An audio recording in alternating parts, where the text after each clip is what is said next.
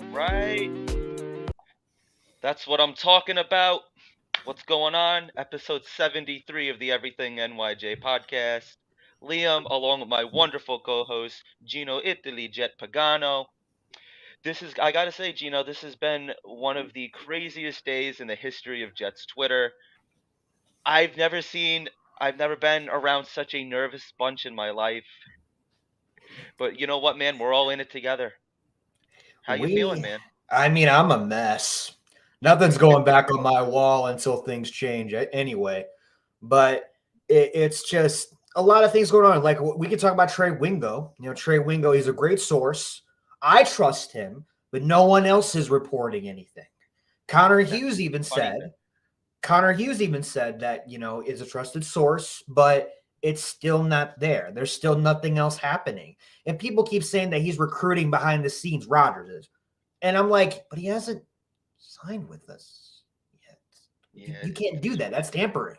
But then today is a legal tampering day. So I'm confused as heck. That's why we're going to bring on Dom C in 15 minutes. He is a really great source with draft and overall knowledge about the Jets. So I'm really excited. He's on Green Bean's channel. Yeah, see, I was told that you actually knew what was going on with Aaron Rodgers and you wouldn't leak the info. I heard that you were like the only one that knew. Oh, really? Well, that's news to me. There must be a doppelganger somewhere. I was live with DKB Jets situation report in Tigo today, and we were all just like, oh, here we go, Matthias. Just get it over with one way or the other. Yeah, You have man. been outspoken a lot today, Mr. Simon, and I love it. I love it. Whenever this man speaks, I always listen. Always listen. Oh yeah, you have to. He's one of the Jets OGs. He's one of those fans that like knows his shit. Like you know what he's talking about, Amen to which that. I trust. But yeah, man, it's just been oh my god, like what a day it's been. So like I was in the store and like the news break. Well, like my friend texted me that he goes it's official, It's not and I'm like, official. what are you talking about? Like, but like with this kid, it could be anything. Like, hey, I just bought a house. I got a new car. Aaron Rodgers Oh, signed. He's also a Jacksonville fan. So I'm like, I'm like, what are you talking about? He's like oh. Aaron Rodgers, and I'm like, what? Like, don't just say Aaron Rodgers. Is he signing? Is he not signing? He goes, it's official. He signed. So I'm like, huh. So I'm like looking on like Twitter, and like I see like thank God. So I go on to like Jake Asman. He had something up. Jet Central had something up, and I'm like, huh, maybe there's something to this. I go on Twitter, and sure enough, it's only Trey Wingo, Wingo. and Trey Wingo. Wingo. He did report the Jets to California, so he is a trusted source. I don't know why he would do that. I think maybe I don't know. Maybe he was just messing with us or something. Exactly, Matthias. Exactly. There's nothing official until it's official. Exactly. The first thing I did was went on to Schefter and Rappaport's Yeah. Twitters, and then I was looking on like the NFL, the NFL Instagram, the NFL Twitter. I didn't see anything Yeah. there, so I'm like, ooh, who knows? Well, and then again, we all know Aaron Rodgers does not like Adam and Ian, so they don't like him at all. So he's probably either going to go to Diana for ESPN or he's going to go to Trey Wingo again and have them break it maybe because he doesn't like the other guys. So I understand, but it's like we got to know we can't keep doing this. Sup, Dark Soldier? Welcome to the show. Well, Gino, to be fair, he didn't say that he doesn't like Shefty and Rappaport. It's just No, he's he not in their doesn't. inner. He doesn't. He doesn't trust. He said don't listen to them according to him because they're not in his inner circle. So I don't know who's in his. Mm, Apparently, AJ Hawk is in his inner circle according to Pat McAfee. mm. But Well, yeah, but they don't know anything. I don't AJ think Hawk that they played know. with him. Who? AJ Hawk played with him. Yeah, He was but his teammate. like, you know what? I mean, and then again, I get it. Like people, they want to hide it, right? They want to hide Hmm. it. Those are his friends, so I get it. So I get it. Like they're all Yeah. friends. But they'll know probably before we will. I'm Exactly, sure. dude. We're gonna break our hands, Dude, Matthias. my, That's what we're gonna my do. thumb is like a nub. Like I don't have a thumb anymore. It's gone. Right? Yeah, see, Dark Soldier knows that AJ knows. Yeah, Yeah, 100%. I think probably. AJ knows. Did you see the what I thought was interesting too was the interview that Brandon Marshall did with Aaron Rodgers when Aaron Rodgers had that big smirk on his face. Oh yeah, oh yeah. But then again, though, I believe everything because we all know what Brandon Marshall's capable of. He'll get anything out of anybody. And This too. It yeah, does sound like our players know. yes, but let's hope. Let's hope. Well, I get it. I get it. Like I get the players thing too, but I think they do know. Yeah, I exactly. have a feeling that they know. That's just my personal opinion. But I see, agree with like you. I could be completely wrong, but in my personal opinion, I think that I think the compensation's done already, to be fair. Yeah, I don't know what they're waiting on. If it's not done, the only thing that I could think personally that's holding it up is Aaron Rodgers only wants to commit to 1 year and the Jets want him for 2 years. I can't see right. Aaron Rodgers committing to 2 years just because I mean like every Yeah, year he goes through this where he wants to retire. That's right, that's my personal opinion. I could be completely right, wrong. I'm not sure. right. Um Yeah, no, Dark Soldier's right. Aaron Rodgers would not wait this long to announce his retirement. I think he would have done it by now. Yeah, that's true. And Yeah, I don't think that he wants to retire. I mean, even like right, talking to Brandon Marshall, that didn't sound like somebody that wanted to retire. right. What All right. Before, J.R. Brower.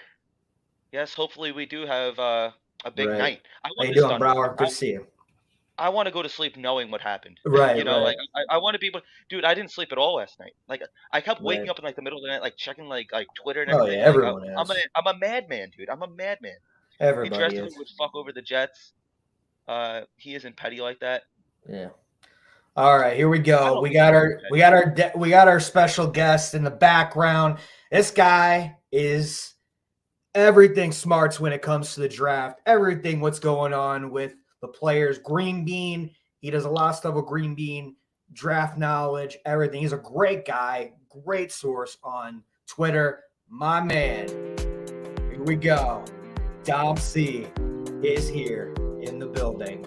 Hello, Dom C. What's up, Liam? What's up, Italy? How are you guys? Doing How you good. doing, man? I'm good. I'm good. Appreciate you Great having to me have on. you on here. Oh man, I love it. Thanks. Thanks for the offer. Oh, no problem. man. All right. So make sense Yeah. of this. What's going on? Make sense of this. Man. Oh man, I wish I could. Right. Let's fix this thing here a little bit. You know what? I wish I could sit here and tell you guys with a straight face that Oh yeah. I knew what the holdup was. What's up, soldier? What I do know, let me rephrase that. What I do think in my heart of hearts is that it's all done. I don't know what the hang up and the holdup is, unless Aaron just wants to put it out on McAfee tomorrow, or he's trying to dodge and avoid and make sure it goes on his terms, or there's more to it. You know what I mean? There's other people that are coming along and they're doing the recruiting on the sideline, on the down low to bring other guys in. All this stuff is all up in the air right now. And realistically, I know as Jet fans, we all want it.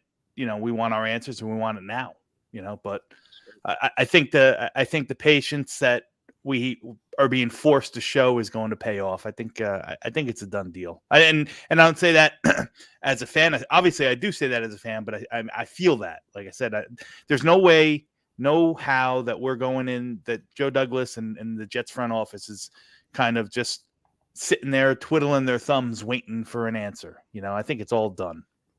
I think they have a plan too. I can't imagine that they would just sit here and wait. They can't. They can't. No, that's not even an option. That's not even an option. I think it's done. Maybe there's maybe there's some fine tuning that needs to be done. Maybe the hang up is restructuring the contract, which is an option. Maybe the hang up is like I said, who's coming with them, which is something that's definitely an option. So I don't know, man. Do you think that he's can't even talk. Do you think he's recruiting OBJ? There's a lot of rumors about that, and then Sauce was FaceTime with him. I will say this. I know that he and OBJ have a very good relationship. I know that they have both waxed poetic about the other one throughout their time in the NFL, and they've always said that they want to play together. Now, I know the Jets attended the workout that OBJ had in Arizona a couple days ago. Now, that could have been just due diligence, or there could have been something to it. Realistically, I don't think OBJ at the $20 million a year that he's asking is even going to be an option, Yeah. But if you told me, he came in at the price point of, say, like where Corey Davis is in that, 10, 11, $12 million range, you wanted to throw a flyer, I'm down for it. I'm not opposed to it. Yeah, no, me either. I think So. you could definitely get him for like a cheap deal. Like I would offer, I would be comfortable like $3-4 million. Yeah, Like I a don't 1 year think deal. I don't think he'd be comfortable at that. I'd be Right. comfortable at Right. that. So. I think everyone would be comfortable at that, but I don't think he was. I mean, the numbers that he's talking right now, are upwards of 20, which probably means 15, which I still think is too high, And Yeah, I'm not. He's a talent. He obviously hasn't played in 16 months. Coming off of Right. 2 ACL injuries, which does things to guys who need that stability and need that lower half, or that's their moneymaker. You know what I mean? His ability to break, to push off, to cut, that's where he makes his money, and that's where he makes his living. So he's going to have to show that he's healthy, for one. I'm not necessarily, I know a lot of people are concerned, like he's a cancer in the locker room, this and that. Like, Joe Douglas, Robert Saleh, I should say, if anyone, you might not like, some people, aren't really pleased, or some people are still to be determined on the job that Robert Saleh is doing as the head coach. But as a leader of men, I think he's knocked it out of the park. Like, and culture is important to him. So bringing a guy like that in ain't going to spoil the culture. Right. So I'm interested. What do you guys think about this question? I want Mike Evans. How realistic is that? What do you guys think about that?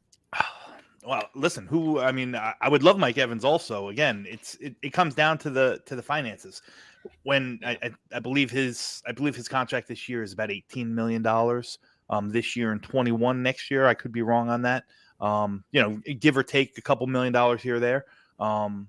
So, you bring in Aaron Rodgers, there's going to be, more moves that happen once Aaron Rodgers is in the building, right? Oh, So for sure. if one of those moves is, okay, Aaron Rodgers is in, I'm just making this up. I'm not assuming this happens, but I'm just using names off the top of my head. All right, we move on from Corey Davis and Jordan Whitehead, and that frees up $18 million.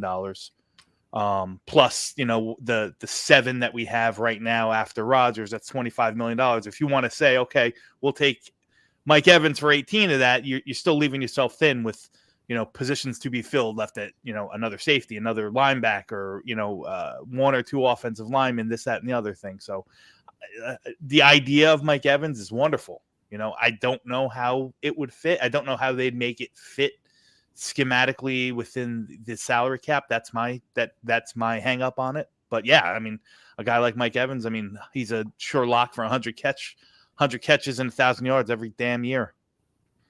So agreed. Here's another name that goes around a lot. Who's that? Adam Thielen. Adam Thielen. Yeah, and I'm not a huge fan, to be honest. Excuse me. He's listen, man, at this point in his career, I know he's going to be, he's been vocal supposedly that he wants to wait to see where Aaron ends up, because he would love to play with Aaron.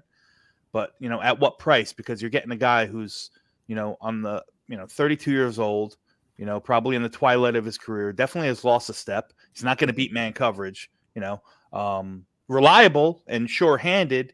But, at that point, I'd probably just, gun to my head, if I got to choose between Corey Davis and Adam Thielen, I'll stick with Corey Davis. Facts.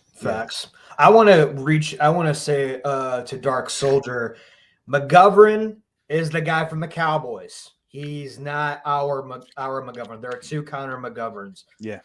And then Darnold, I think Darnold is going to do very well with San Francisco. Shanahan is a QB machine, man. Post QBs out like crazy. What do you think about Darnold? Yeah, it's an interesting move for sure. Right. I mean, especially if Brock Purdy comes back and he's, and he's relatively healthy. He should be by the time the season starts. So, you got Trey Lance, who they spent a lot of capital to trade up and get. You got Brock Purdy, who they've talked very highly of, and now you bring in Sam Darnold. So I can see a situation like that. Sam Darnold is the insurance in case Brock Purdy is not healthy. And then if Brock Purdy's healthy, kind of like what we did with Teddy Bridgewater a few years ago. We had him in camp, and then we realized, all right, you know what, you're not going to make it go. Where do you want to go? We'll trade you. We'll get a pick for you. So I could see something like that happening with Darnold. He's probably just insurance to make sure Brock Purdy and Trey Lance are healthy. And if those two prove healthy, they're going to be quarterback 1 and 2 in whatever order San Francisco wants to play him. Agreed. Yeah. So Dom. Yes, sir. Jimmy G went to the Raiders. There's rumors that Baker Mayfield is going to the Bucs. Yeah. The real question here is, what is the plan if we don't get Aaron Rodgers? Mike White went to Miami. That killed me, man. That's one that really killed me. Nah, you know what? I was happy for Mike White. He got for a backup quarterback, kudos, man. He got the bag, $16 million. Yeah, I'm very happy for him. Yeah. What's the answer? I don't know what the answer is, to be honest with you. And that's why all the options seem like they're dwindling. So that's what makes me even more confident that Aaron Rodgers is done. But for this exercise, hypothetical, I think you bring in some sort of bridge quarterback, low price bridge quarterback, whether it's Jacoby Brissett or something along those lines, a $4 or $5 million guy.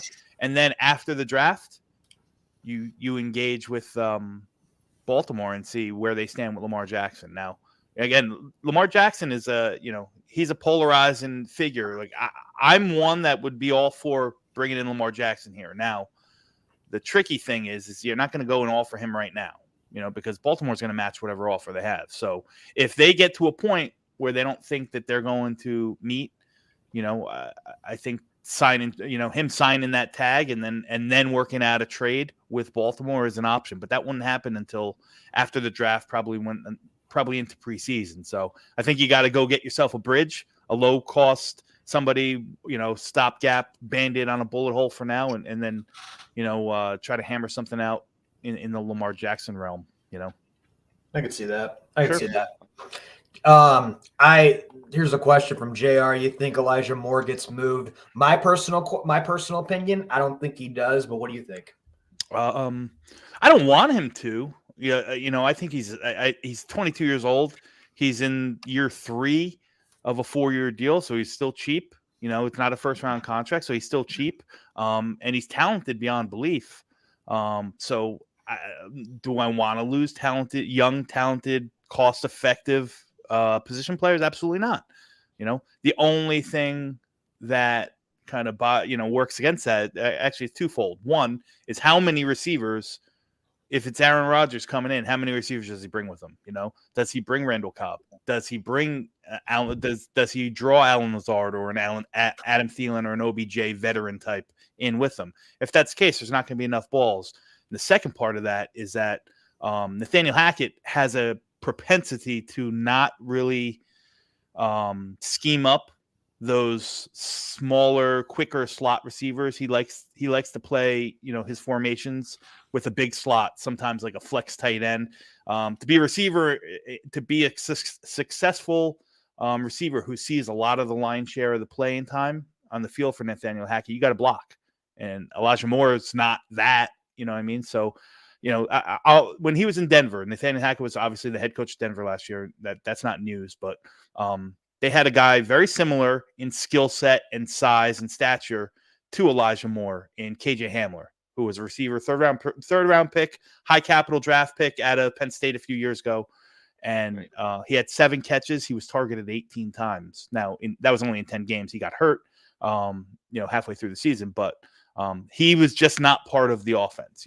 They used Greg Dulcich, their rookie tight end, flexed out more of the time because, Nathaniel Hackett wants to run the ball first and foremost. He operates the pass. He passes off of an established run game. That's the whole nuance of his style of the West Coast offense. And they also bring in Jamal in too. That would be interesting too. Yeah. Listen, I think that's probably more on the table than people realize. Jamal Williams could be a real good fit for us. He could, not only I think he supplants both of the running backs that we have behind Brees right now, and he offers that legitimate 1-2 punch. He's more of an inside the tackle kind of goal line guy. He knows the offense. He's extremely close and good friends with Aaron Rodgers. He's a touchdown scoring machine. We don't have a true, outside of Brees Hall, we don't have a true goal line threat. And then, then there's the fact that Brees Hall's injury that, there's no guarantee that he's definitely not going to be 100% all season. There's no guarantee that he's going to start the season. I mean, he's a legitimate pup candidate, which could miss the first 6 weeks. Now, see, I agree with that, but I like Williams, but like, does he really have? I mean, I'm sure we could definitely find a role for him, but are we really going to roll with 4 running backs? I mean, we have Michael Carter, we have Brees, we have Bam Knight, and then we're going to have him. Mm-hmm. As far as I know, I think we still have Ty Johnson too. I haven't heard anything. Ty Johnson's unrestricted. He's not under contract right now. So yes, I think you could have 4 running backs. And again, I think in a situation like this, and again, hypothetical in this exercise, Jamal Williams comes on board. He's still part of the rotation. I think Michael Carter's still part of the rotation. Right. There's a heavy running back by committee thing, and then Bam Knight probably will lean more towards what he was good at in college, and he was the nation's best kick returner his senior year in college. He's a special teams ace.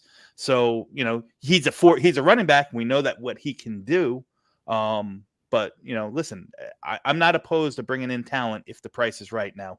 Michael Carter's not expensive. Bam Knight's not expensive. Mm-hmm. Brees Hall is not expensive. He's a 2nd-round pick. So there's still some wiggle room where you can bring in a guy like Jamal Williams at, say, $4 or $5 million for a couple years. I don't think there would be anything over 2 years, because I think if we bring Aaron Rodgers in, this is a 2-year window to win. And not only that, I think with Jamal, if he comes in, Jamal comes in, I really think if Hall even is not ready by the summertime or not by preseason or OTAs, it's good to bring in reassurance too. That's what we did with James Robinson. So I think either way, I think it'll be a win-win. But if he is healthy, I would love the 1-2 punch, including Carter, even there, and Bam Knight, where we don't even need Ty Johnson. Yeah.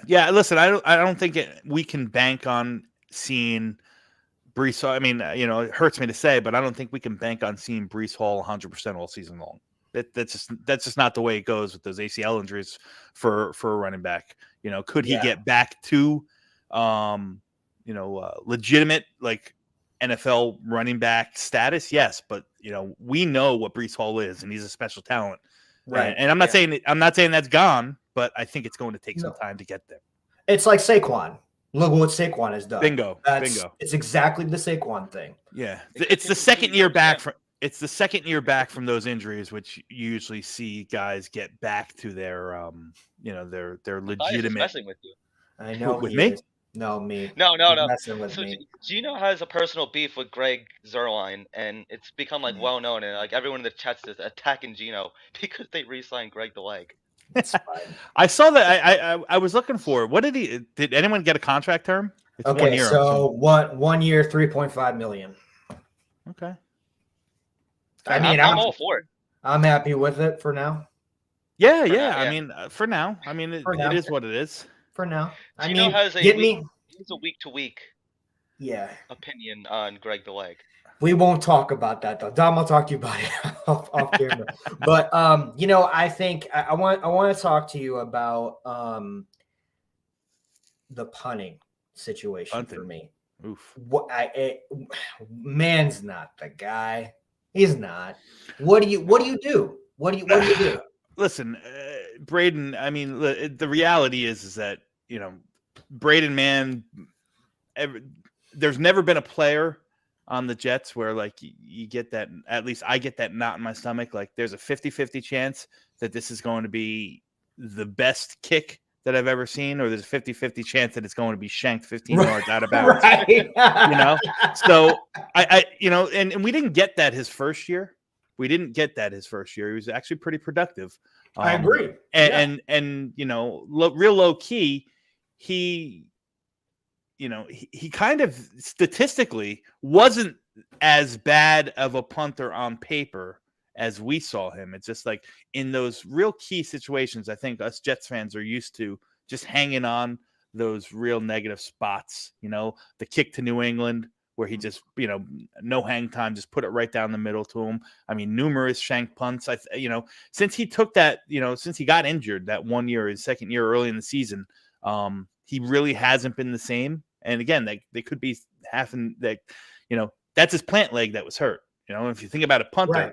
all the energy and all the force is going off that plant leg. So let's hope that he's one more year removed by it. Listen, at this money, we're not talking about, he probably makes less than $1 million, or just over $1 million. It's not like, to me, it's not the be all end all. I'm all for bringing in some competition. I would love to bring Thomas Morstead back. He filled in for Braden Mann. He filled in for Braden Mann, and bring him in and let him punt it out in college. But like, to me, there's so many other worries on that team right now than the punter. I'm sure they'll figure that out before September. The one punt that stands out to me is that Buffalo, like the opening kick when the Jets played Buffalo at home. Yeah.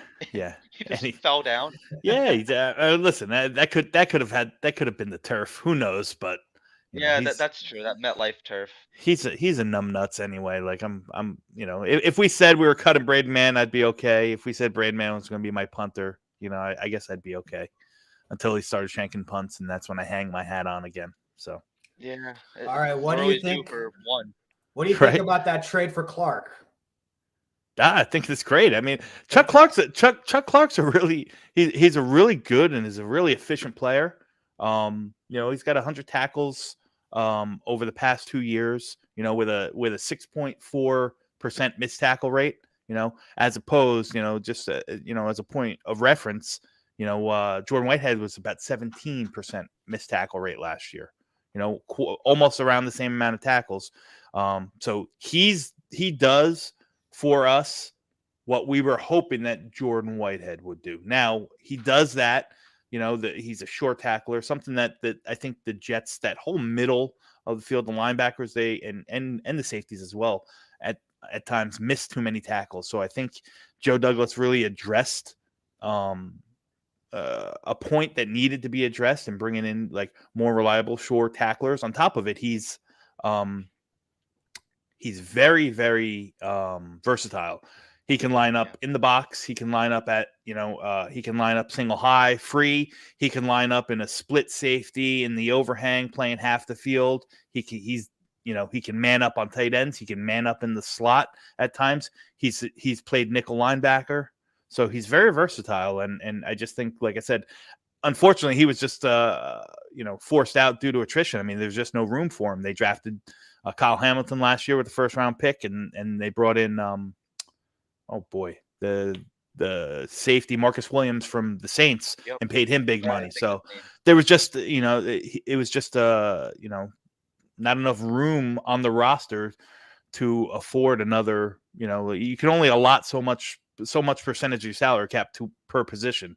And they were paying, two guys a first round pick and their big free agency acquisition in Marcus Williams. So I just think it was forced out. So a 7th rounder for me is highway robbery for a guy who's, year after year brought in, consistent numbers such as Chuck Clark. Yeah.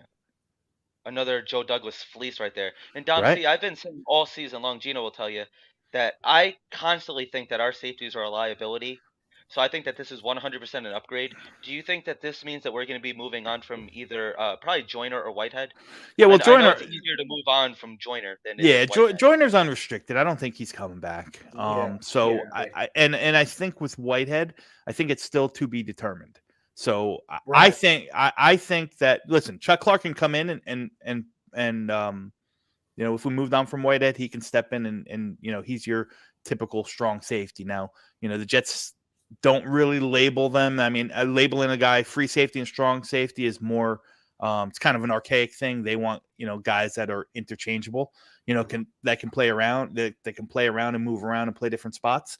But for, he would be probably that box safety. And I think you bring in, somebody through the draft to battle with Tony Adams for the other starting safety spot. I think Tony Adams is a really good ball player. Yes. He's a guy. Yeah, he's a guy that I was very, very high on coming out of college. Illinois does a they do a wonderful job just with their defensive backs, putting guys, getting them NFL ready. They transition very well, and Tony Adams was just that. It was shocking to me. You guys know I spend a lot of my nose is always in the books for these college prospects. I do a lot of work. I do a lot of scouting. And he was a guy that, I had a 4th round grade on. Now that's not the highest grade in the world, but that's damn near, very, very draftable. We're talking the top 130 players in the draft. And for him to go undrafted, I thought was crazy because that's not the player that I watched on film at Illinois. Now, he played a little bit of different role at Illinois than he did here. He was kind of like that rover, that overhang. He was kind of, sort of a linebacker, but not really. Played a little bit deeper, had more hook and flat responsibilities, man coverage on those big slots and those tight ends. So he didn't play a traditional safety spot. But when we put him back there in that single high, in that free role, I thought he did really good. He's a short tackler. The one thing that I really, really like about his game that we've lacked at that position, whether it was LaMarcus Joyner last year, whether it was Ashton Davis the year before, is the guy takes proper angles. You think it's something stupid like that, but he's never going to let a guy get past him. He takes proper angles. He uses, he's technically sound. He's not afraid to get his body in there. He's a good, he's a good hitter. He's not, he's not the biggest guy in the world. He's not the slowest guy in the world. So I think he can compete for a role, and if not win one outright, but I would love to pair him up with a mid-round safety and just let them duke it out and see what happens with Whitehead and Chuck Clark. I personally think that Whitehead we're going to move on from him. That $7.5 million we can save right now. So I think that there's more moves coming down the pike. They're just waiting to bring in Aaron and see who else is coming in, because you bring in more guys, you're going to have to make more room. So I think that's why we haven't seen Whitehead released. And I think that's why we haven't seen Carl Lawson restructured, possibly released. I doubt it, more so restructured or extended to redo that contract. We still haven't renegotiated JFM, which we have, there's still a lot of options, Yeah, we can still renegotiate Dwayne Brown too. Dwayne Brown counts as $11 million on the cap this year. Yeah. My guess is he's definitely going to be on the team, but my guess he's not going to be on the team at that number. Oh, I agree with you 100%. And then we have two things. One, Garrett Wilson said on Twitter that, he didn't know, he doesn't know anything just now. I'm like, okay, maybe. But we did lose a center today. Just now, the Lions are going to give Connor McGovern 3 years, $22.35 million, $11 million guaranteed, $8 million signing bonus. Mm-hmm. So, wow. So both of the McGoverns are gone now. Guarantee you will probably get one in the draft. What do you think? I think that's I think that's always been the plan. I think the plan is to shop around in the lower level, second or third tier for a veteran guy and kind of address it in the draft. And there's plenty, there's plenty of draft eligible guys that could step in and fit. Listen, Connor McGovern, you knew that, that's a little bit of an underpay, but if you look around the league today in the centers that did sign, all of them kind of, I think the centers had their mindset on here, and the NFL, kind of gave them the finger and said, you guys aren't going to get that. You're going to get this. Ethan Pochich re-signed with, he re-signed with Cleveland today. Yes. He was looking for $10-11 million. He re-signed 3 years, $18 million. So he got $6 million a year. Connor McGovern was projected to get anywhere from $10 to $12 million a year. And you just said it was 3 for 22. So that's 7 and change. So that's less than what he got last year. And there was another. Bradley Bozeman. He re-signed with Carolina. Again, getting less than what he expected. So I think the center market is robust. I don't think we were ever going to shop at the top tier of those guys. But I wouldn't be surprised if we brought in a veteran center and paired him up with, just say like a mid-round rookie, which there'll be plenty of guys anywhere from rounds 2 to round 5 that you can bring in and develop, and that'll schematically be good fits for us. Oh, 100%. Yeah. And see, I kind of want to draft somebody. I feel like, we were just blessed for so long. We had Nick Mangold, and then Sure. obviously the legend Spencer Long, for so long. That, and then even before that, like Mawai, it's just like we've always had like really good center play. I never really had a problem with Connor McGovern. He was somebody I didn't really notice out there. Like he didn't really cause a problem. He wasn't really all that great.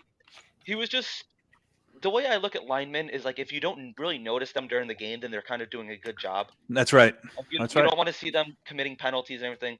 Do you think that that's something that now becomes a priority in the draft? Do you think that we could, Well, I because the think offensive line needs a lot of help. That was my kind of concern. I wanted to keep a lot of them together. This way they had the continuity. Mhm. But obviously we're going to be moving on.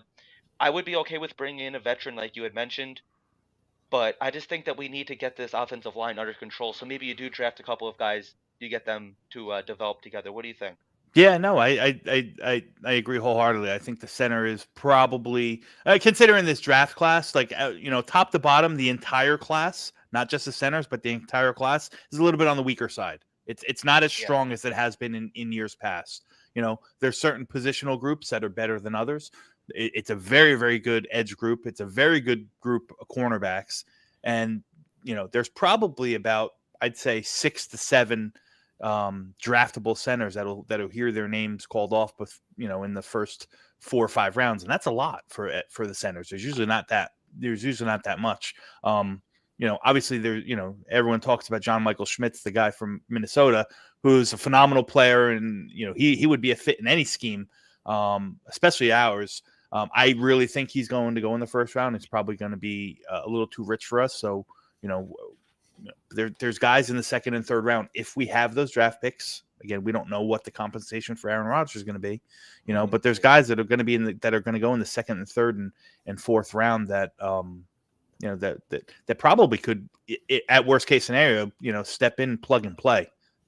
Ohio State's got a kid, Luke Weipler, phenomenal Yes. player. He's got a second or third round grade. Grew up a Jets fan. Right. War number 74 because he idolized Nick Mangold. But that aside, all that stuff aside, he's also, probably the best blocker in space, the most mobile offensive lineman, just a perfect scheme fit for us. So Not he's a to guy. go down a huge. I'm sorry. Go ahead. No, after you.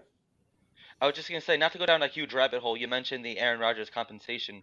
What would Yeah. you be willing to give up for him? But I'll let you finish whatever you're saying first. No, I was just going to say, they're about Luke Weipler, and there's a bunch of other centers that could step in and play. Whether it's Joe Tittman from Wisconsin, Steve Avila from TCU, Jarrett Patterson from Notre Dame. The list goes on. And Ricky Stromberg from Arkansas. These are all guys that will hear their name come off either late day 2, early day 3, mid day 3. That could step in and play meaningful snaps if asked. So I think the center group as a whole, much more so than the guards in this draft, the center group is ready to rock. So, in regards to your question, Liam, about compensation, man, I don't know. What am I willing to give? As little as possible. What do I think it'll take? I think we're going to probably.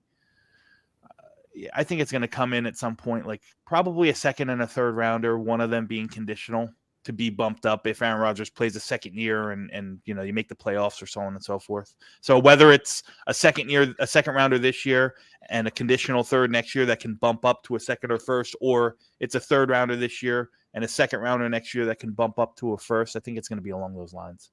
I don't really see any players involved in it. What's that?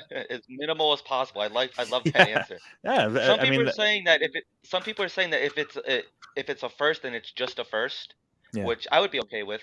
I mean, look at how many first-round draft picks that we have fucked up, that we've passed on. It's happened a lot. Yeah. So yeah, I guess these last couple of years we've been kind of lucky. I mean, you could say what you want about Zach Wilson. He was kind of a bust. Mekhi Becton, you could argue, was a bust. But for the most part, we really have busted on all of our first round picks. So I'm 100% down to give a first round pick for a Hall of Fame quarterback. I mean, Yeah, I think no, it's a no brainer. I would be too. I just don't know if you have to do that. I know there's a lot of stuff that kind of leaked out and was out in the media saying, hey, if you want a first, they're gonna have to pay a lot more of the money. Like, I don't care about that stuff. Like that, that's Woody Johnson's money. I could care less how much of it he has to spend. I'm worried about our cap. I'm not worried about Woody Johnson's. I'm not worried about Woody Johnson's money. Well, raising ticket prices, he better be willing to tell spend me about it, man. Oh, I know. About it. I know. So with everything going on, I know we're hearing now third, fourth round pick, second round picks for Rodgers, but I'm going to switch everything to the draft. Your main thing. What should the Jets do first, second, and third round?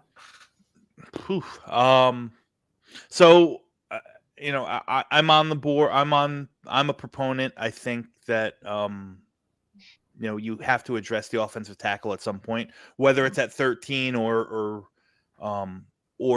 in some sort of trade back later into the first round. I think there's obviously, there's three big names that everyone's talking about. There's, Peter Skronsky from Northwestern. Yes. There's Broderick Jones from Georgia, and there's Paris Johnson from Ohio State.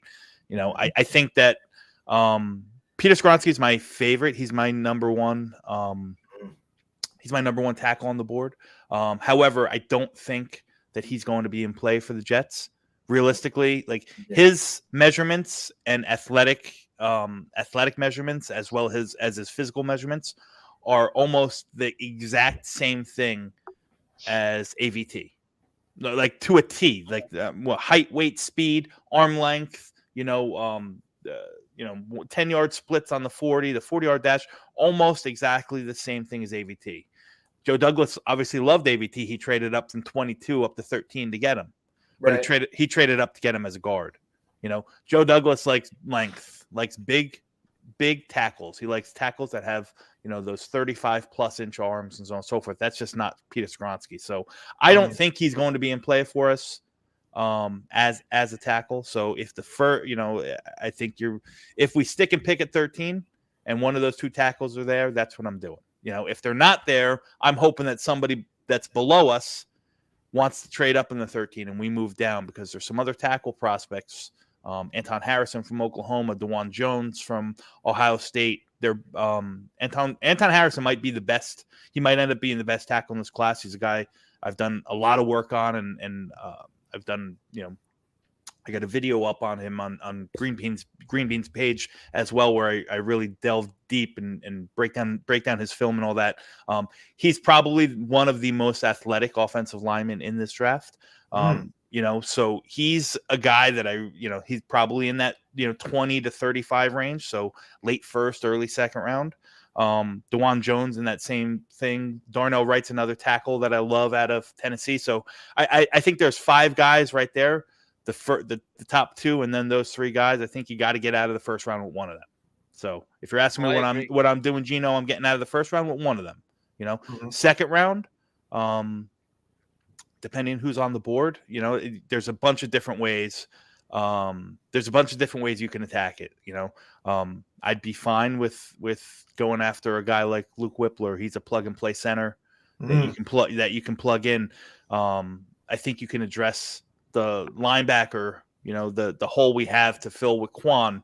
And there's a guy, Diane Henley from Washington State, very fast, converted wide receiver, only has 30 games under his belt as a defensive player. He was a transfer from the University of Nevada, was a wide receiver and a kick returner before he bulked up and transitioned into the linebacker spot. But he's a perfect weak side linebacker, perfect replacement for Quan. He can, his coverage is top notch. He's a chase and tackle guy. He's not a guy that does a lot of good, he doesn't shed blocks too well in the middle, but he's sturdy enough. He's fast. He's a guy that fits the mold of the linebackers that Robert Saleh has. So, in this situation, if I'm not not taking a John Michael Schmitz or a Luke Whippler, who I think are the top two centers in the draft in round two, I'm probably leaning towards Diane Henley at linebacker. And then the third round, that's probably where I'd address the safety. Yes. and there's guys, there's guys that I liked in that, in that second to third round range. Jamie Robinson from Florida State is a guy that comes to mind. Sidney Brown, another Illinois safety, comes to mind. Both guys are very, very interchangeable in what they can do at the line of scrimmage and deep down. They have the range to play center, that deep center field for us. They're both short tacklers. Jamie Robinson has much better ball skills than Sidney Brown, excuse me.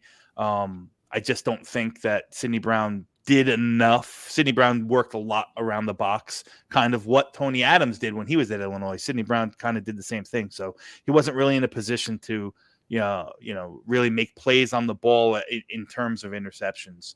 Jamie Robinson's also a very, very strong special teams player, can offer you something in kick and punt return as well. So you ask me, Gino, my top three, ideally, I'm going one of those 5 tackles in round 1.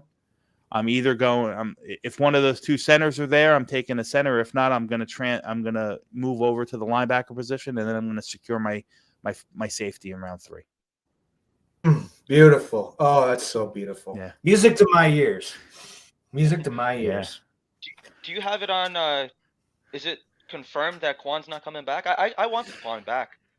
Listen, nothing is confirmed yet. However, Right. he's been kind of really dropping some of those like low key subconscious tweets, Twitter, like, hey, only God knows what's up for me next. Can't wait for 12 o'clock. The new life starts, so on and so forth. So realistically, I think that it was going to be Quincy or Quan, because they're both going to probably cost about the same money, and I don't think you're going to bring. You got to remember, Quan played last year for $2 million. You weren't going to get that deal again. He was going to get a deal in that $5 million range, $6 million range. So I think it was going to be Quincy or Quan.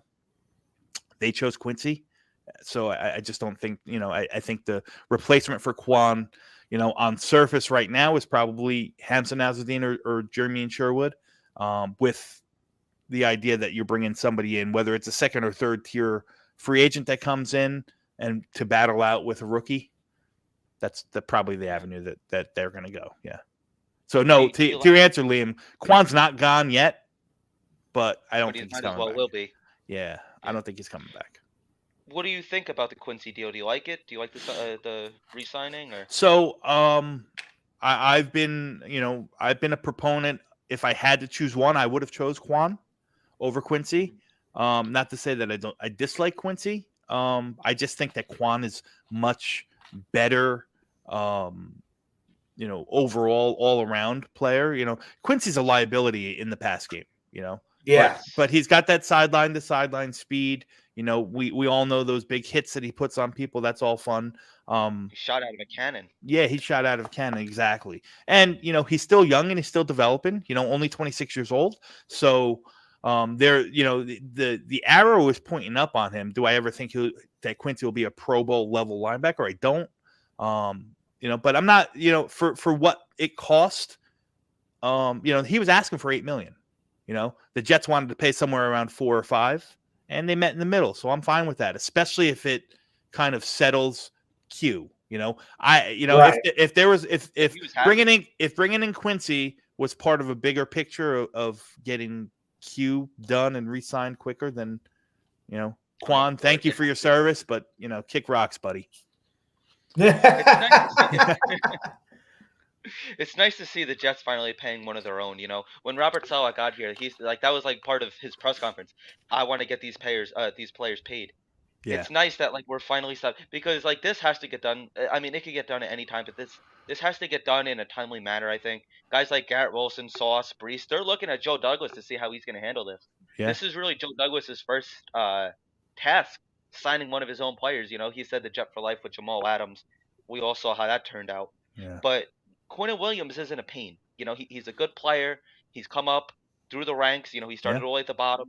Only a handful of sacks his rookie year.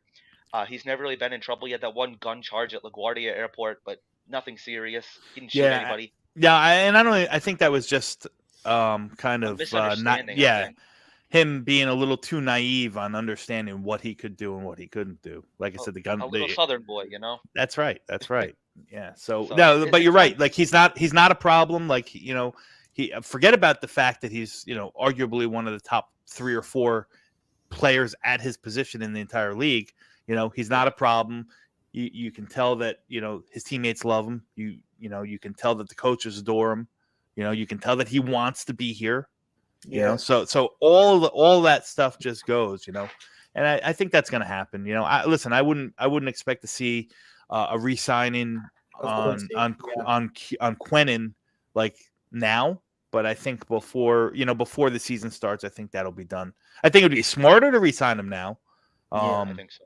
I think it would be smarter to re-sign him now because I think that number is only going to go up. Javon Hargrave from Philadelphia just got 20, he signed with San Francisco, just got $22 million a year. So the price for Quincy just went up. Exactly. Italy, what are you thinking? Well, I mean, that's what worried me when I saw that. That was one of my questions I was going to ask you about. What did you think of the Hargrave thing? And it's one of those things where Quinnen has stated before OTAs that he doesn't mind sitting out to get his bag. Now, it does help that Quincy's back, right? That's a big thing. Hometown discount, maybe, with him, with his brother, too, maybe. But like you said, that price just went up. And now it's smart to get him now, but I know their full focus is on Rodgers. So I wouldn't expect anything anytime soon. I'm thinking by like next week, maybe by the end of this week. But they got to figure out what they got to do with Rodgers first. Yeah, I think. Listen, for all we know, they could have a deal in principle with Quinnen, and they're just they're just saying, okay, let's just wait. Let's work out all the ancillary issues. Let's figure out let's get Rodgers in here and figure out who we have to, who he wants to bring in, who we have to restructure, who we have to get rid of, before we handle that, because it could be beneficial to re-sign him now. Right. Because you take his cap hit, his 5th-year option, I think, is $18 million right now. So you could take that down tremendously for this year and develop some cap room right off the bat. That could be the difference between, that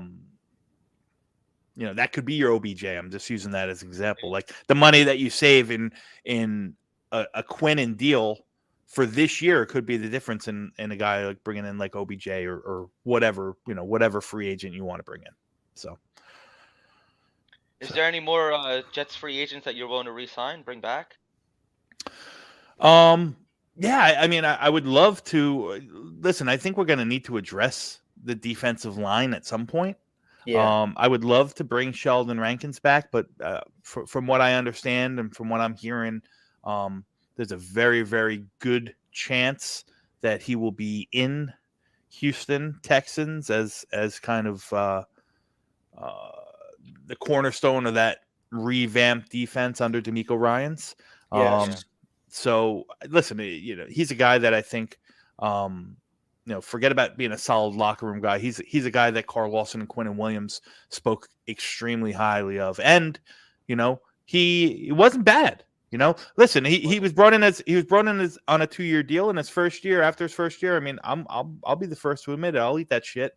Like, after his first year, I was like, all right, let's move on from Rankins. We could save a bunch of money, but like he showed up last year. He played well, Right. but and he's like McGovern, like Connor McGovern. They're at that age now where they probably only got one more payday left in them. What I mean? Some of them might be able to hang on well, into their, earlier mid-30s on 1-year deal after 1-year deal after 1-year deal. But Rankins probably has one more payday in him. So I can't knock him if he, tries to go secure that bag one last time, just like Connor McGovern, So he's a guy I'd like to bring back. I know that we tendered a second round tender on Bryce Huff. He's a guy that I'd like to, lock up. If the price is right, I don't think Bryce Huff, let me rephrase that before your chat here freaks out at me. I think Bryce Huff is excellent, but I also think that he's very, very specific. He's a situational pass rusher, a very good one at that. but he's not a guy that's going to see the lion's share of reps or 60-70% of the reps. He's going to, he's going to be a 30% guy. So you have to pay him like one of the best 30% producers on a defense. So to me, similar to like the deal that we gave Jacob Martin last year before we traded him, 3 years, 18 million, 3 years, or 4 years, 22 million, something like that. I'm cool with that. The second round tender that we offered him comes with a price tag, I think, of 4.7. So I'll tell him, all right, listen, I'll give you, 4 for 22, give you a little bit of bump. Half of that's guaranteed, so you can make a decision after year 2 or after year 3 if you want to cut costs with that. That's the JD way too. He always likes his out after the second year. Yeah. I have a question. So what do you do with Carl Lawson? I mean, you have an abundance of riches at the edge rusher. You have Jermaine Johnson, you have Huff, you have Michael Clemens. What do you do there? So I was on board earlier in the offseason as the season ended that I didn't think he was going to, listen, you can cut Carl Lawson today and you can save $15.5 million in cap space this year and only accrue $333,000 of dead cap space next year, or I'm sorry, this year. So $15.5 million saved, $333,000. So to me, like, that's a no-brainer. But I don't know. I'm going to push back at you, Liam. The more I thought about it, I was all on board with cutting them and getting the room. But now, I don't know how much of that, abundance of riches we really have. Because so I'll break it down like this. All right, take Carl Lawson out of the equation. All right, we got JFM. He's under contract for at least one more year. Right. And if they restructure him and renegotiate his contract, that could be 2 years. Okay, so you got him. Not to really stop you here, but are you putting JFM on the outside, or I feel like he's better off honestly on the inside. I don't know why they're bumping him on the outside. No, not to stop you here or anything. It's just where is he going? JFM on the outside. JFM is a defensive end. JFM's a defensive end who, in passing situations, rushes from the inside. That's the big difference. He's not a guy that you want that you line up in 3 tech or 1 tech over the center. He's not that guy. He can rush the passer from those positions, but he can't he can't play full time there. I know that's my opinion. So JFM's an end. And a damn good one at that too. He might not, listen, he's not Nick Bosa, he's not Myles Garrett. That's not his game, but he's as good of an edge setter and a run defender on the defensive end as you're going to find. Plus he offers that versatility to move inside next to Quinnen Williams on 3rd and long and rush from the inside, So think about that. Like, and he's a very good pass rusher from the inside as well. So you get him and Quinnen on the inside, and you get guys like Carl Lawson and Bryce Huff on the outside who are true pass rushers, or JJ or whomever. That's lethal. I think that's what was so beneficial to our team last year. That's the one thing that we've been missing is really constant pressure from that front four, something that Salah's defense is really predicated on. But I digress. I go back. So JFM's here for 1 year, and if he's restructured or extended, or if they fool around with his contract to make room, 2 years.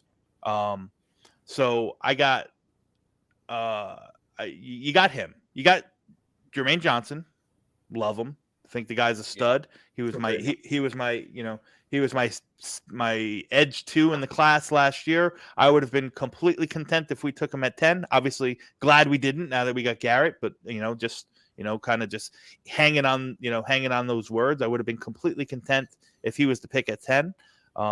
Very, very good. Still developing, a little bit of an older prospect, but still developing. Again, very much in the same clone of JFM. A guy who's an excellent, like a high level, very, very elite level run defender that has enough juice to get at the pass rusher, but he's not a pure pass rushing defensive end. Okay. So you got those two, you got Bryce Huff, who we talked about, who is a pass rush specialist. He's not gonna be on the field in early downs. He's not gonna be in the field in 11, 12, or he might be on there 11, but 12 or 13 personnel when they bring in multiple tight ends and they're really looking to run the ball.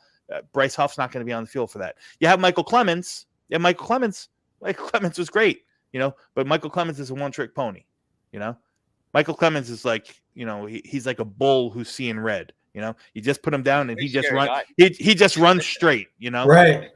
There's no real thought process into his pass rush mentality outside of like, I'm going to kill that quarterback. You know what I mean? So or to put it even into Robert Sala's words, he goes into a very dark place. When we drafted him, Gino will tell you, I loved him. I absolutely loved that pick. Yeah. I do.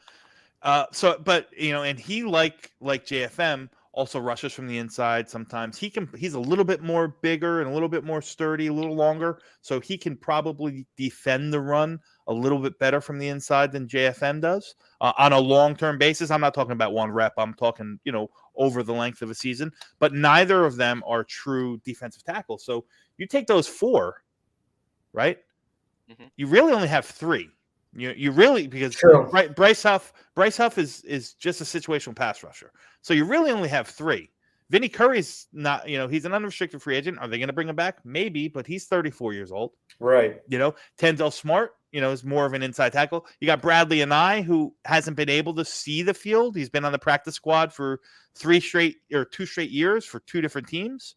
So if you get rid of Carl Lawson, I think you're just opening up another hole that you have there. On top of it, second year coming back from that injury, I think we're going to see a lot more. You got good production from Carl Lawson, and that's the thing I think that people don't realize about Carl Lawson. He's known for pressuring the quarterback. He's never been a high sacks guy. Right. Now, does that matter? I don't know. Some people will hang their hat on. I'd rather have a guy that has 20 pressures and 20 sacks, or would you rather have a guy like Carl Lawson who has 35 pressures and 8 sacks? Is one better than the other? I don't know. But he's very good at what he does. He causes havoc in the pass game. He's versatile. He can, he's sturdy enough to play the run. He's a true 3-down guy, even though we rotate a lot. None of the guys are really on the field much more than 60-70%. So if you can make the argument, $15.5 million is saved, but you're just going to have to dump that and then some to replace him. So I don't know what the net gain is. That's a good way to look at it. Yeah. I like that answer. That's a good way to look at it. I like that. Man, listening to you just gives me a whole new perspective on this team now. I knew that would happen tonight too. So I got a couple more questions and then I'm done. Liam, whatever questions you have left after me. My first question is, in free agency, I'm going to go free agency and then I'm going to go to the draft. So free agency first, who do you want? Who is your top guy, whether it could be defense, offense, or special teams, to get for the Jets? Let's see. Because there are a lot of cuts. There's a lot of free agents going to be coming. You just never know. You never know.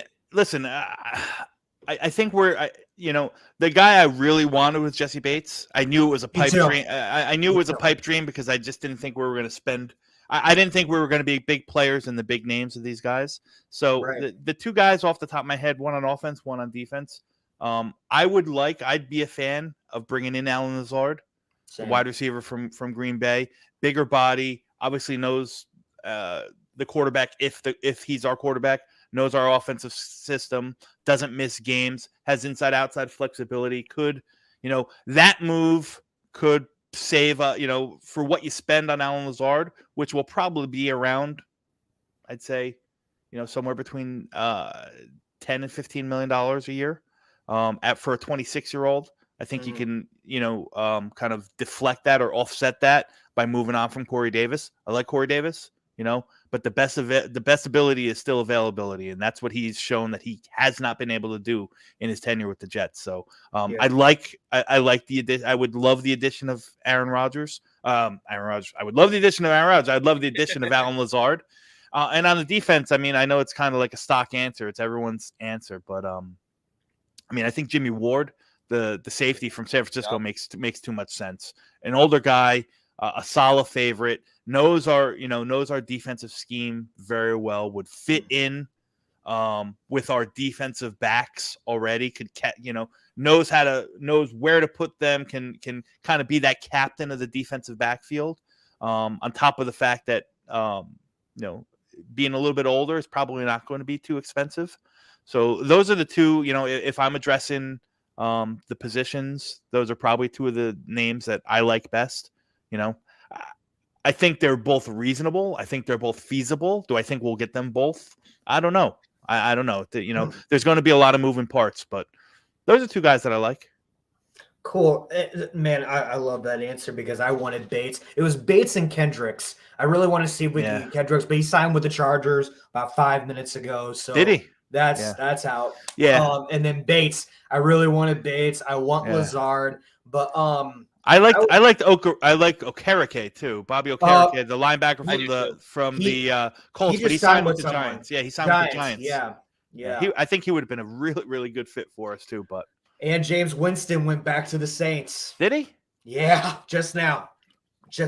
Well, I know it's dwindling with QBs right now. I'm not necessarily concerned about that, man. I'm telling you, I think I the more quarterbacks that sign, the more I'm confident that Aaron Rodgers is going to be a Jet. Never looked at it like that.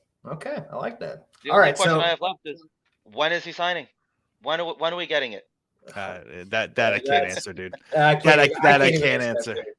You have the answers to everything. I know that you know. that I can't answer. It's gonna be soon, man. It's gonna be soon. It only makes sense. Yeah. All right, my last question is: you are a draft guy. I listen to your videos all the time. I am a huge fan of your process and your work ethic with these shows. I appreciate it, man. I know in an hour that you gotta do a show on Green Bean's channel. Yeah, I co-host a mock draft show on his channel every Monday night.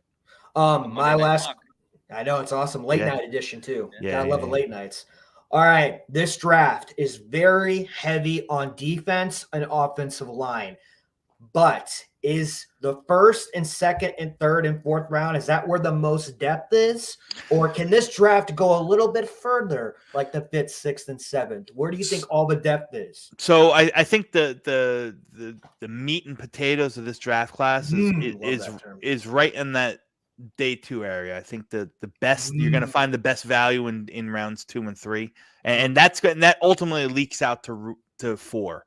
Now, depending on the position that you're talking about, Gino, for instance, I think it's a very deep edge class. I think you're going to be able to find guys that can help you all throughout this draft. Cornerbacks as well. We're probably not in the market for cornerbacks. Right. It's a ridiculously good tight end class that's coming in. You're going to see tight ends that go in the 4th and 5th round that are going to help teams, so on and so forth. But I don't think it's very strong in the first round. There's maybe about, I think I have 15 first round grades on the whole draft class. Obviously 31, but now that Miami lost it, there's 31 first round picks. I have 15, maybe 16, depending on, what happens at pro days. So, I don't think it's a very strong class up front. But the guys at positions of depth, such as, there's positions that are going to carry over into the 3rd, 4th round that you're going to see a lot of good players. Like I said, I already talked about the center. I think it's a very good center class. I think it's a ridiculously good tight end class. You're going to see some linebackers that come off. I don't have a first round grade on any linebacker, only a couple 2nd round grades. But there's a ton of guys in that, 2nd, 3rd, 4th round that are going to be very, very good football players. Like that's where the meat and potatoes is for there. Defensive tackle, it falls off a cliff. I think it's an awful defensive tackle class. I think it's an awful guard class. So to answer your question, that's the long form.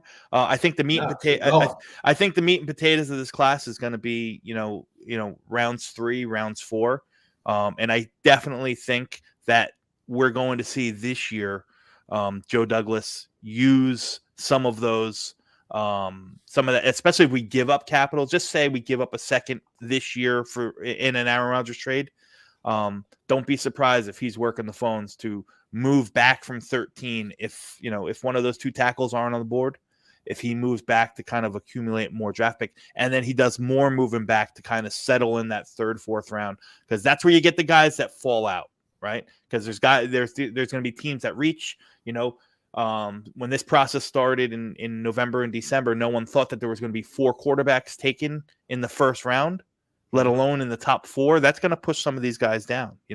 There's high-end edge talent that's going to push some of these guys down. There's 2 tackles that are going to go off the board in the top 15 rounds. So I wouldn't be surprised if you see Joe Douglas, if he finds somebody that bites and wants to move up into 13, that he moves down in the first round. It wouldn't surprise me if he moves down out of the first round completely and kind of just settles in that, from 50 to 100 and has the meat and potatoes of his draft in that range.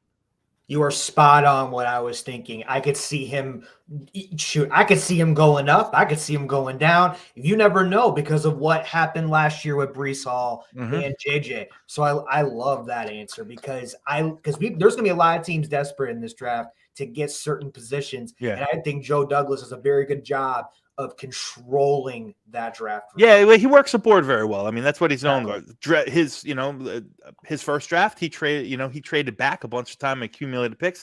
Last year, he used the capital to move up, so he's not afraid to play the board. I just think this year in particular, we only have 6 picks right now, and if we give up any of those picks, especially the high capital picks in a trade for Aaron Rodgers or whatever quarterback you bring in, just say, God forbid it's not Aaron Rodgers and you got to trade for Ryan Tannehill or Kirk Cousins, it's going to cost draft capital. Excuse me. If you lose some more capital, I think to me, it's a no-brainer that you're going to see him move down. The problem is the reality, and this is the unfortunate situation for us Jet fans, is no one wants to see us trade out of. As fans, we don't want to see him trade out of the first round. Although it would be the wise, if his guy's not there at 13, it would be wise to do. And secondly, the board, like I said, it's not very strong in that first half. So I don't know. I was asked this question on Buffalo Jet Fans show last week or so. Somebody, if he's going to trade down, who's trading up? What are you trading up for? And the answer is, I don't know. There's no, there's the only person off the top of my head right now that I could see somebody really, really willing to jump up for is, if Jalen Carter, the defensive tackle from Georgia, slips because he got in all that legal trouble. Right. Because there's no dead set. The wide receiver position's okay. There's some good guys, but there's no Jamar Chase, there's no Jalen Waddle, there's no Devontae Smith, there's no Garrett Wilson, there's no Drake London, there's none of those. There's none of those guys. The tight end position, like I said, it's a very good class, but there's no Kyle Pitts. The edges are all going to be off the board already, so I just don't know if you can want to trade down all you want, but if there's no one else that wants to trade up, then you're gonna then you're kind of stuck. So that's a fear. I have a lot of faith that Joe Douglas will somehow get what he wants out of this draft. He always does. I mean, we saw he moved back a couple years ago to 48 to pick up Mims. Like you said, he's moved up, he's moved down. Yeah. He's going to move wherever the hell he wants because he's Joe Douglas. That's what he does. If there's anybody, I mean, we don't have as many draft picks as we have in the last couple of years. Right. But if there's anybody I'm comfortable with it's Joe Douglas. You have to be. Yeah. So I'm fine with it, man. Even if we do have only like 5 or 6 picks, I'm comfortable with it. I think that Joe Douglas can get the best 5 or 6 picks that we need, and then we just roll from there. I think that this is going to be a heavy free agent class from Joe Douglas. I expect once we do get Aaron Rodgers in the building, that's because I think it was Connor Hughes on Twitter that reported it today that free agency for the Jets doesn't start until we get Aaron Rodgers.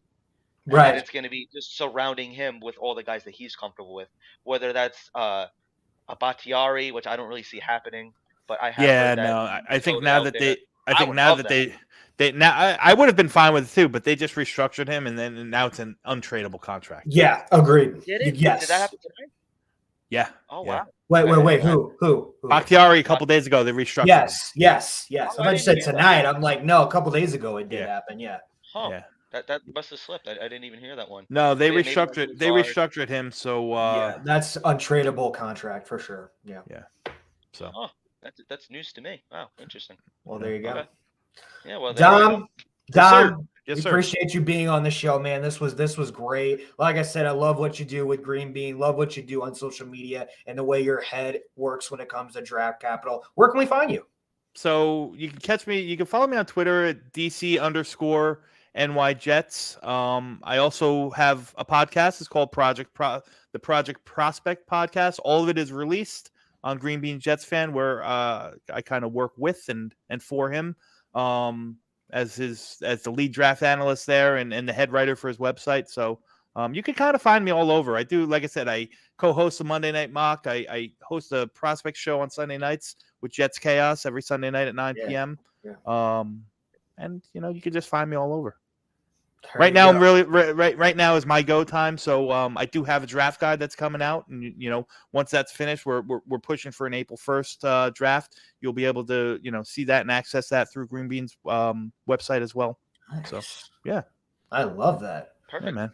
Yeah. Well, guys, you can Dom, follow. you've been a pleasure, my man. Nah, man, I appreciate that. I appreciate the ask, dude. Always good to talk. Talk ball with like minds. So Yeah, there you go. hit me up Definitely whenever, bring you dude. Back on, man. Yeah, hit me up whenever, man.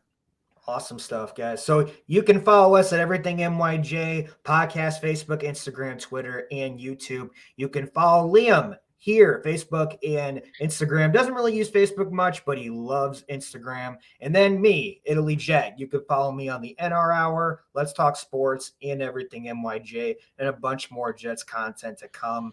Guys, this has been real. I love doing this every week. Next week is going to be Insiders Week. We have a couple analysts coming on the show next week. It's going to be awesome. Guys, appreciate you. Dom, you have a great night. I'm going to tune in tonight. Liam, I'll talk to you later, buddy. All right, man. Let's get Aaron Rodgers, my man. Have Yes, a good night, sir. guys.